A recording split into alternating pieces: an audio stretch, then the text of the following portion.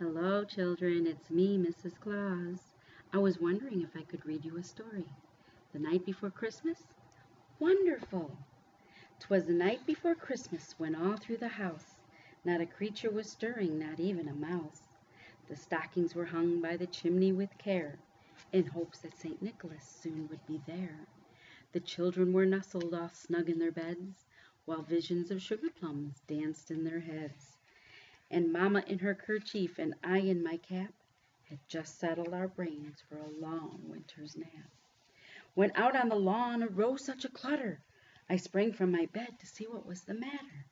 Away to the window I flew like a flash, tore open the shutters and drew up the sash. The moon on the breast of the new-fallen snow gave a luster of midday objects below, when what to my wondering eye should appear but a miniature sleigh and 8 tiny reindeer, with a little old driver so lively and quick, why I knew in a moment that must be St. Nick. More rapid than eagles his coursers they came, and he whistled and he shouted and he called them by name. Now Dasher, now Dancer, now Prancer and Vixen, on Comet, on Cupid, on Donner and Blitzen, to the top of the porch, to the top of the wall, dash away, dash away, dash away all.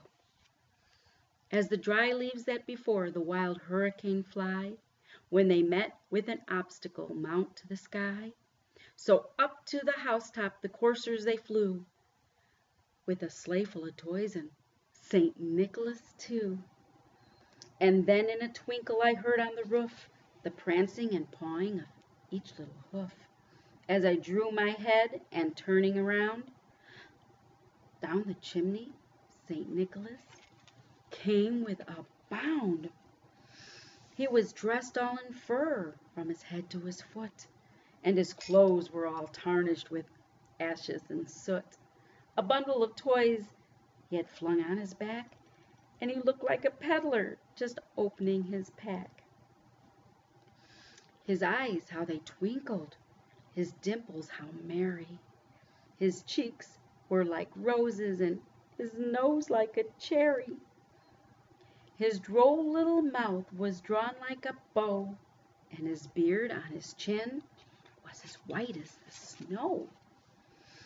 The stump of his pipe he held tight with his teeth, and the smoke it encircled his head like a wreath. He had a broad face and a little round belly that shook when he laughed like a bowl full of jelly. He was chubby and plump and a right old jolly self-elf. And I laughed when I saw him in spite of myself. A wink of his eye and a twist of his head soon gave me to know I had nothing to dread. He spoke not a word, but went straight to his work. He filled all the stockings, he turned with a jerk, laying his finger aside of his nose, and giving a nod up the chimney he rose. He sprang to his sleigh, to his team gave a whistle, and away they all flew like the down of a thistle. But I heard him exclaim as he drove out of sight, Merry Christmas to all, and to all a good night. You have sweet, wonderful dreams tonight, and have a very, very merry, merry Christmas. Good night.